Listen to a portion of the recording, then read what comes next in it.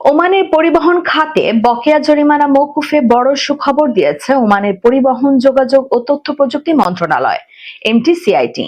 ওমানের পরিবহন যোগাযোগ ও তথ্য প্রযুক্তি মন্ত্রণালয় এমটিসিআইটি স্থল পরিবহন আইন অনুযায়ী 18 ফেব্রুয়ারি 2025-এর আগের সব ধরনের বকেয়া জরিমানা নিষ্পত্তির জন্য ব্যক্তি ও প্রতিষ্ঠানগুলোর জন্য ব্যাপক ছাড় ঘোষণা করেছে।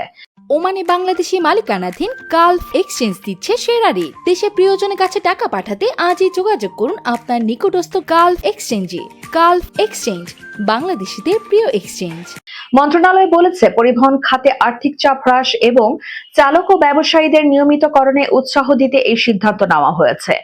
ঘোষণা অনুযায়ী ব্যক্তিগত ট্যাক্সি চালক ও লাইট পরিবহন যানবাহনের মালিকরা তাদের সব ধরনের বকেয়া জরিমানা 100% ছাড় পাবেন। ক্ষুদ্র ও মাঝারি উদ্যোগ এসএমই 70% জরিমানা ছাড়, বাকি অর্থ 6 মাসিক কিস্তিতে পরিশোধের সুযোগ থাকবে।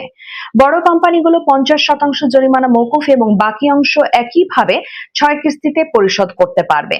মন্ত্রণালয় আরো জানায়, যেসব এসএমই বা বড় প্রতিষ্ঠানের কার্যক্রম বাতিল হয়েছে কিংবা যাদের বাণিজ্যিক রেজিস্ট্রেশন সিআর কমপক্ষে 1 বছর স্থগিত রয়েছে, 1 বছর পূর্ণ হলে তাদের সব জরিমানা সম্পূর্ণভাবে বাতিল করা হবে।